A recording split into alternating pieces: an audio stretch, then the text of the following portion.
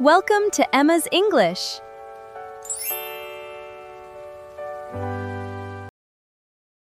Hey English learners, welcome back to Emma's English Talk, your cozy little place to learn real, everyday English through natural conversations. I am Emma.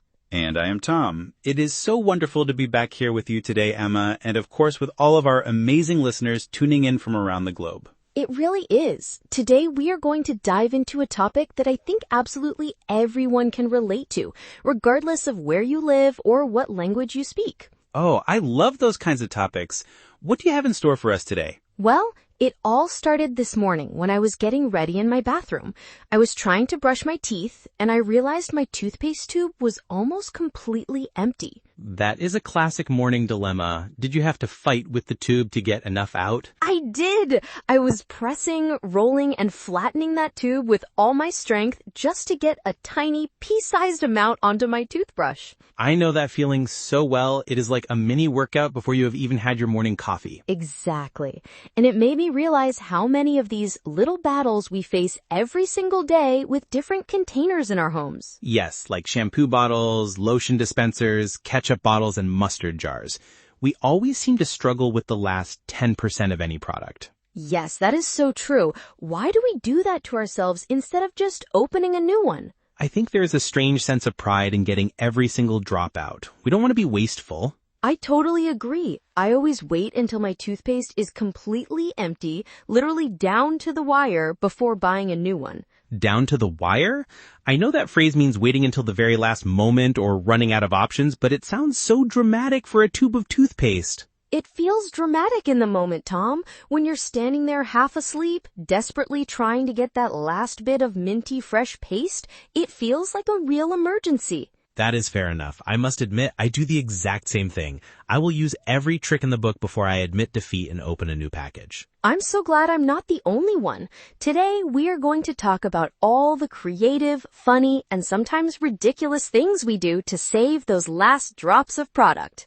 This is going to be a fun conversation. I have quite a few stories about my own household struggles to share with you and the listeners. I cannot wait to hear them. Let's get into the details of these daily bathroom and kitchen adventures. So, Emma, going back to your toothpaste battle this morning, what is your go-to technique when the tube is almost empty? Well, I have a very specific method.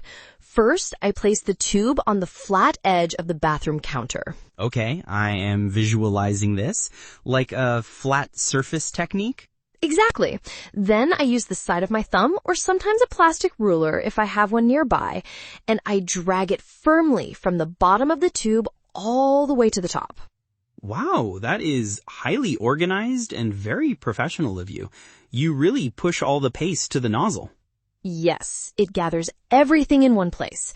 But the real challenge is keeping it there, because as soon as you let go, the paste slides right back down. Yes, that is the worst part. The tube has memory, and it just expands again, pulling the toothpaste back down to the bottom. It really does. To prevent that, I usually fold the empty bottom part of the tube over and over until it is a tiny little square. Ah, the folding method. Do you use anything to hold the fold in place? I sometimes use a hair clip or a bobby pin. My sister actually uses a binder clip from her home office. A binder clip? That is actually genius. I usually just try to hold it with one hand while applying toothpaste with the other, which is incredibly difficult. It requires a lot of coordination. If you slip, the toothpaste goes flying onto the mirror or the sink. That has definitely happened to me more times than I care to admit. It is so frustrating to waste the very piece you worked so hard to get out. It is a tragedy. But, my toothpaste tube was definitely on its last legs this morning, so I had to be extremely careful. On its last legs? That is a great way to say something is very old, worn out, or about to stop working completely, right? Yes, exactly. We often use it for old cars, shoes, or appliances, but I think it fits an empty toothpaste tube perfectly. It really does. It was definitely on its last legs. What about other items in your bathroom, Emma, like shampoo and conditioner? Oh, shampoo is another big one, especially those bottles that do not stand upside down easily because they have rounded caps. Ugh, I hate those designs. Who thought it was a good idea to make a bottle that cannot balance upside down? I have no idea. When my shampoo bottle gets low, I try to balance it upside down against the wall of the shower. But then the moment you close the shower door, the vibration makes the bottle slide down and crash to the floor. Every single time. And it makes such a loud noise in the morning. It sounds like a bowling ball hitting the shower floor. It really does. It startles me every time. When that happens to me, I usually just add a little bit of warm water to the bottle and shake it up. Ah, the classic water method. That is a very popular trick, but it has its downsides. Oh, absolutely. The shampoo becomes incredibly watery and runs right through your fingers before you can even get it onto your hair. Yes, it's like washing your hair with scented water. But when you're in a rush, you just have to make do with what you have. Make do. Ah, so you mean managing or getting by with whatever small amount or poor quality you have, even if it's not ideal? Yes, exactly. You make do with the watery shampoo because you don't have another choice in that moment. That makes sense. I definitely make do with watery soap all the time when I forget to buy a new hand soap refill. It is a universal experience.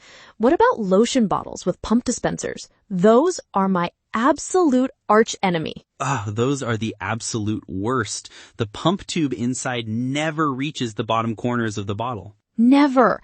There's always about 2 inches of lotion left at the bottom that the pump can never touch. It's so wasteful. I usually end up unscrewing the pump and trying to shake the lotion out onto my hand. But lotion is usually too thick to shake out easily, so you just end up hitting the bottle against your palm until your hand is red. Yes, and then a giant blob of lotion suddenly shoots out and lands on your clothes or the floor. It's a total mess. My mom actually cuts the plastic lotion bottles in half with kitchen scissors when they stop pumping. Really? She cuts them in half? That seems a bit extreme, but I suppose it's effective. It's incredibly effective. You'd be shocked by how much lotion is still inside. It can last for another 2 weeks. Wow, 2 weeks? That's a lot of product to just throw away if you don't cut it. Exactly. She just puts the top half back over the bottom half like a little cap so the lotion doesn't dry out. That's actually incredibly smart. I'm going to start doing that with my expensive face moisturizer. You should. It saves so much money in the long run. I agree. It's funny how we have to become scientists and engineers in our own bathrooms just to use the products we paid for. It really is. It shows how creative people can be when they are determined not to waste anything. Absolutely. It's a mix of being practical and just being stubborn. Mostly stubborn in my case, but it's a fun challenge. It really is. I think we all have a little bit of that stubbornness in us. Definitely. It's part of human nature, I think. I agree. It makes life a bit more interesting, even in the smallest ways. It surely does. Now, Emma, we have covered the bathroom, but I think the kitchen is another major battleground for empty containers. Oh, absolutely. The kitchen might actually be worse because food products can be so sticky. Yes, think about ketchup bottles, especially the classic glass ones.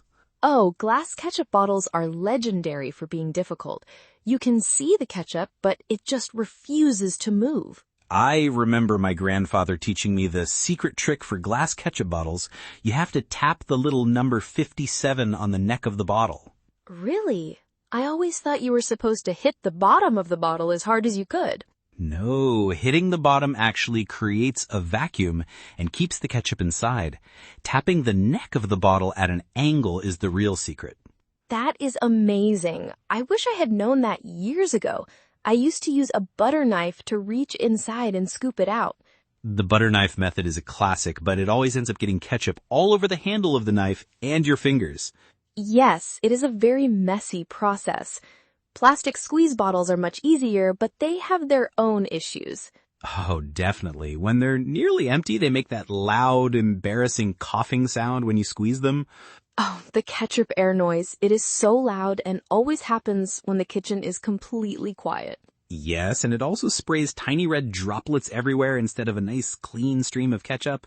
One of my absolute pet peeves is when someone leaves a squeezed up, messy bottle on the table without wiping the nozzle. A pet peeve?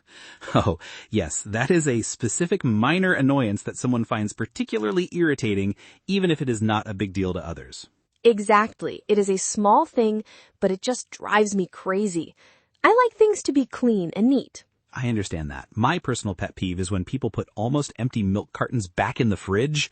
Oh, that is terrible. You reach for the milk expecting a full glass and there's only a single drop left. Yes, it is so disappointing. It's much better to just finish it and throw the carton away. I completely agree. But back to squeezing bottles. What about mustard and mayonnaise? Mayonnaise jars are tough because of the shape. They have that shoulder near the top where the jar gets narrower. Yes, the jar shoulder. Mayonnaise always gets trapped under there, and standard spoons are not shaped correctly to reach it. I actually bought a special silicone spatula just for getting mayonnaise and peanut butter out of jars. A spatula specifically for jars? You really pull out all the stops when it comes to kitchen efficiency, Tom. Pull out all the stops? You mean making every possible effort and using every trick you know to achieve something? Yes, that is exactly what it means. It comes from music, referring to pulling out all the stops on an organ to make the loudest sound possible. That is a wonderful origin story for that phrase. And yes, I do pull out all the stops for peanut butter. I cannot bear to waste a single gram of it. Peanut butter is definitely worth the effort. It's practically gold in some households. It really is.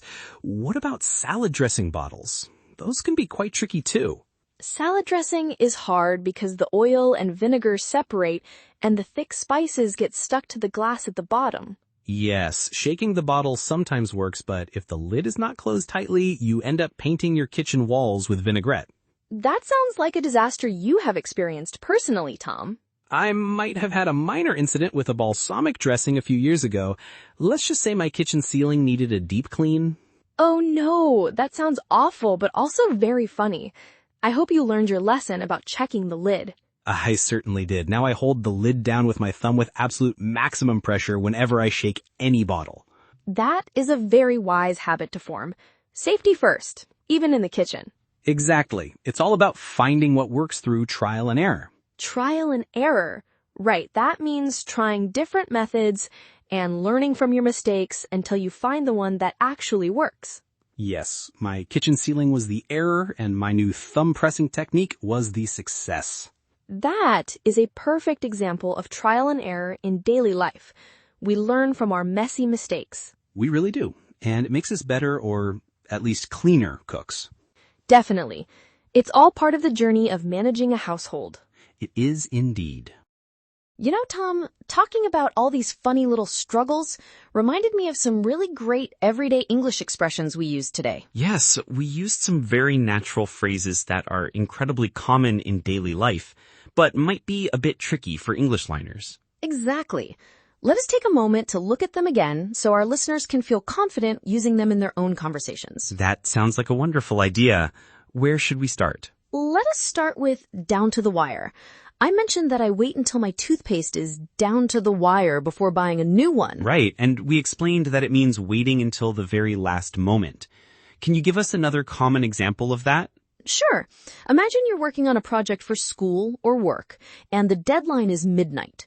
If you submit it at 11:59, you worked right down to the wire. Oh, that is a perfect example. I used to do that all the time in university. I was always working down to the wire on my essays.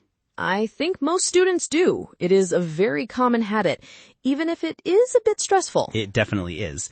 And what about the second phrase, on its last legs? Yes, we use that to describe my toothpaste tube, but as we mentioned, it's often used for physical objects that are about to break or stop working. For example, my old laptop is definitely on its last legs. It takes 10 minutes to turn on, and the battery only lasts for 15 minutes. That is a classic example. You definitely need to start looking for a new laptop before that one dies completely. Yes, I really do. It's on its last legs, and I cannot rely on it much longer. Another phrase we used was make do. I said we have to make do with watery shampoo when we run out of the regular stuff. Right. To make do means to manage with what you have, even if it's not perfect. Exactly. For example, if you want to make a sandwich, but you don't have any mustard, You might make do with mayonnaise instead. Yes, it's not your first choice, but it works well enough for now. You make do. Exactly. It's all about being flexible and using what's available. That is a very useful skill in life and a very common phrase in English. It really is. All right, and speaking of reviewing, before we say goodbye today, let us do a quick friendly recap of all 6 key expressions we used. That is a great idea. I will start with the first one. Down to the wire. This means waiting until the very last moment or running out of options before taking action. For example, we ran down to the wire with our flight preparation and almost missed the plane. Excellent. The second one is on its last legs. This describes something that is extremely worn out, close to empty, or about to stop working completely. For example, my car is on its last legs, so I need to save money for a new one soon. Perfect. The third phrase is make do. This means to manage or get by with what is currently available, even if it is not perfect or ideal. For example, the hotel did not have extra pillows, so we had to make do with folded blankets. That is a very common situation. The fourth term is pet peeve. This is a specific minor thing that an individual finds particularly annoying or irritating. For example, loud chewing is my biggest pet peeve. Oh, I agree with that one. The fifth phrase is pull out all the stops. This means to use all resources, efforts, and creative methods possible to achieve a goal. For example, they pulled out all the stops to organize a beautiful surprise party for their mother. And finally, the sixth phrase is trial and error. This is a problem-solving method where you try different ways until you find the one that works. For example, finding the perfect recipe for sourdough bread took a lot of trial and error. Those are 6 fantastic, highly useful phrases for intermediate and upper intermediate learners to use in daily life. They really are. I hope our listeners try to use at least one of them in their English practice today. I hope so too. It is the best way to remember them. Absolutely. Well, Emma, this was such a fun and relatable conversation. It really was, Tom. I always enjoy talking about these little daily life mysteries and struggles with you. Me too. Now, we want to hear from our wonderful audience. What about you guys? Yes, how do you handle choice overload in the bathroom or the kitchen when containers get empty? Do you squeeze, cut, roll, or just buy a new one immediately? Let us know in the comments below. Yes, we really want to read your answers and see if you have any secret tricks we did not mention today. Thank you so much for listening and studying with us today, everyone. Yes, thank you, and we will see you in the next episode of Emma's English Talk. Have a wonderful day and happy learning. Goodbye. Goodbye, everyone. Speaking of being prepared and having what you need, did you know we have a PDF script available for this episode? Oh yes, if you are listening to us and want to review these phrases, the PDF script is the perfect tool. It is really helpful for shadowing practice, which is when you listen to us and repeat the words at the same time to practice your pronunciation. Yes, and you can read along to make sure you did not miss any of the vocabulary or grammar we used. You can find the link to download the free PDF script in the description box below, and we also pinned it in the comment section for easy access. It is completely free, so please take advantage of it to boost your English learning. And while you are down there, please do not forget to subscribe to our channel and hit the like button if you are enjoying this episode. Yes, your support really helps us to keep creating these lessons for English learners all over the world. It really does, and we appreciate every single one of you. We truly do.